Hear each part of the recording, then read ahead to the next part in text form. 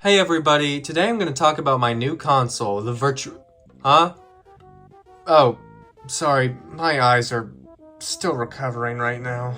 The video game system market is a very cutthroat business. So much work is required to make a successful video game console. You gotta construct a powerful operating system, make exclusive games, have hardware that is interesting for other developers, design a controller and a console shell, give it an acceptable price, all while marketing the thing. Even some of the titans of the industry couldn't survive in the market. There is a wide graveyard of failed systems, but I've always had a soft spot for those consoles gone too soon. From the Dreamcast to the PS Vita, there's something so cool about owning these things not as many people have experienced. But no failed console stands out quite like the Virtual Boy.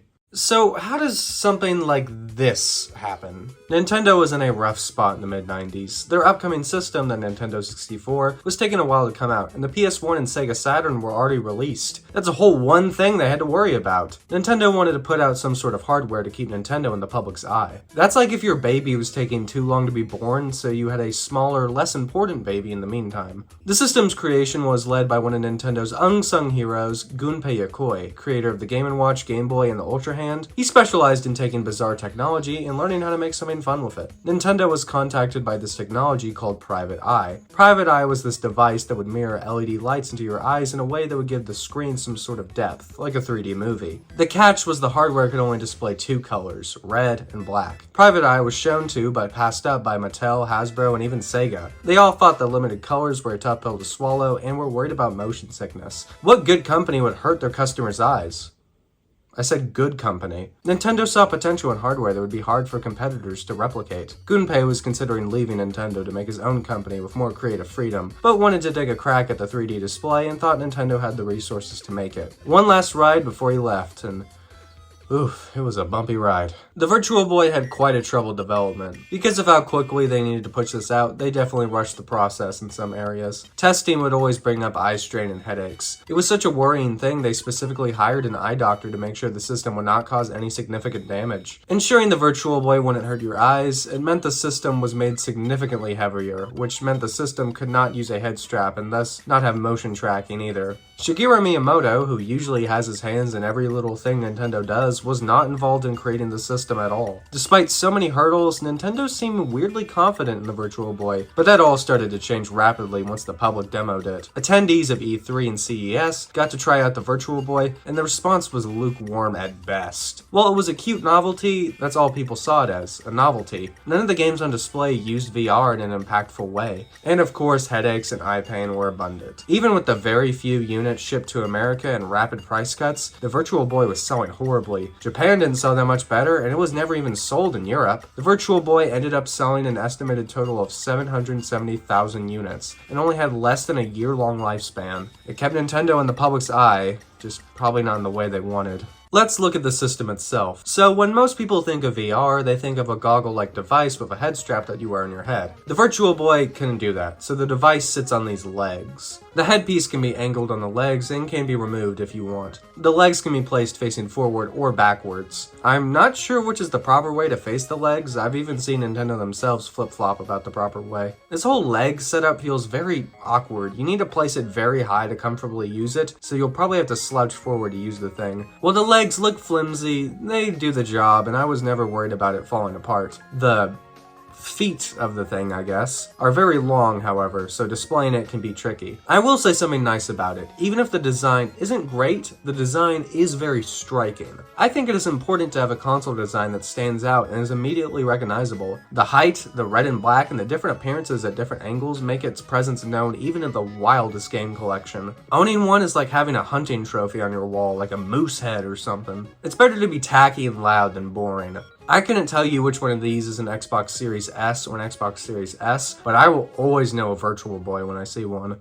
Now, I've heard countless horror stories of how bad the screen is, but frankly, I think it's pretty dang impressive for the time. You get quite a sense of depth. Things can range from right in your face or far back in the horizon. Things can zoom back and forth seamlessly. It's like a much more limited 3DS. It's a simple novelty, but it's a well-done novelty. But does it hurt your eyes? After using it a handful of chances at different amounts of time, it never really hurt my eyes per se, even after playing at max brightness. The worst part is when you take it off though. It can make you feel a little groggy, snapping back to reality, like waking up from a nap. Obviously not great, but better than I was expecting. The worst part is getting your face aligned in the headset. The headset barely tilts up, but can tilt all the way down for some reason. I'm pretty tall, that's right ladies, so I must either arch my back down real hard or put the thing on a big pile of boxes. A lot of people recommend lying on your back to play it, and I suppose it does the job, but it's clear the system was not designed for that. My neck and back hurt way more than my eyes ever did while playing this. The painful positioning along with the whiplash of coming back to reality makes the system best for short bursts and not long gaming sessions. The controller is also bizarre, but a highlight of such a mismanaged machine.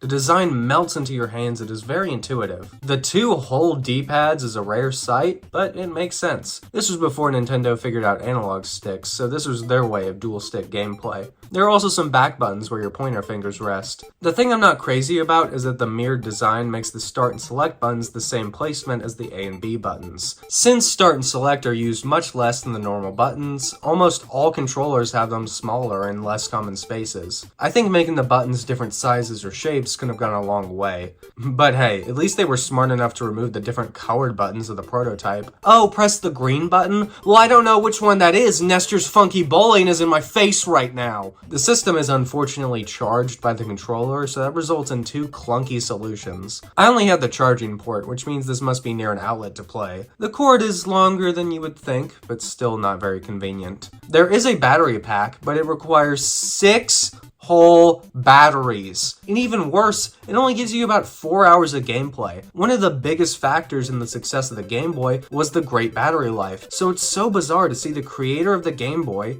just forget about that. Nintendo considered the Virtual Boy a handheld.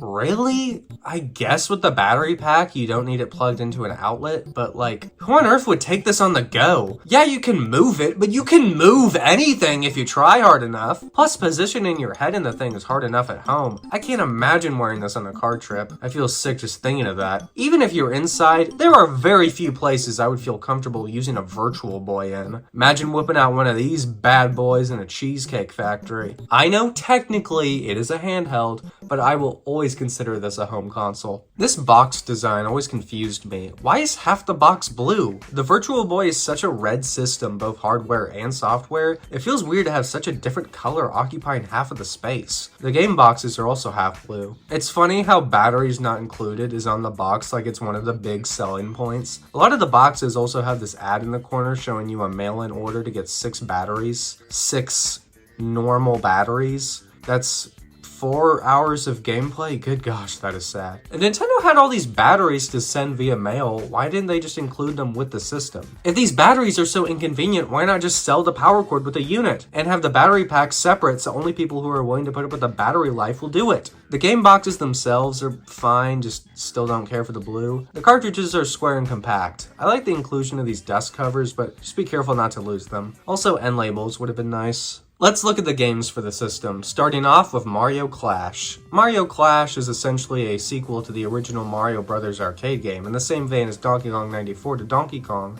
and Balloon Kid for Balloon Fight. The gameplay is a decent bit different from the original, however. You stomp on Koopas and throw their shells at other enemies to defeat them. Not only can you throw shells left and right, but also forwards and backwards. A good chunk of enemies require throwing the shell into a background or foreground, which makes excellent use of the VR capabilities. There are pipes that take you back and forth, up and down, fireballs to avoid slippery ice, and so much more. Many Mario enemies return like Koopas, Spike Tops, Boos, Paragoombas, Pokies, and Sidesteppers from the original arcade game. This game gets a bad rap, and while it's nothing incredible, I think it's pretty fun. It's a neat little action puzzle game with 99 whopping levels. It's a cute little time waster that justifies the novelty, but to be fair to the game's critics, it is something that probably could have existed on the SNES or GBA with better success. Next up, we have Teleboxer, a boxing game with sci-fi robot mechs with mechanics like the Punch-Out series. While not integral to the gameplay, the inclusion of the fists flying right by your face is a fun inclusion. It makes it even more intimidating seeing the punches land right by you. The game uses the dual D-pads, with a D-pad controlling the respective fist. While it is similar to Punch-Out with the style of gameplay, I find Teleroboxer to lack the intuitive controls of its predecessor. There are a lot of moves you can perform, but it takes a lot of learning to figure out how to perform them all. There are jabs, hooks, body blows, uppercuts, blocks, dodges, and they all have both a left and right version. It can also be hard to tell what you're supposed to do. There are signals for what moves the robots are about to dish out, but they are nowhere as clear as Punch-Out's. While the game has its merits and might get more fun with more practice, most people dislike Mario Clash and like Teleroboxer, but I have the opposite opinion. Now, those are the only games I own for myself. The pack-in title for the system was Mario's Tennis. Yes, Mario's Tennis. He owns the tennis. Tennis games on the NES and Super Nintendo and Game Boy always had the problem of conveying where exactly the ball was, so the 3D capabilities was a way to address that. Beyond the VR capability, it's just a simple tennis game. On the topic of sports, we have Virtual League Baseball and the creatively titled Golf. Just more sports games that use 3D to better help indicate the placement of the ball. We also have Nestor's Funky Bowling. Nestor debuted in Nintendo Power and had little comic strips featuring whatever the hot game was that issue. In this game, he and his newly introduced sister, Hester, go bowling. It's bowling. Galactic Pinball.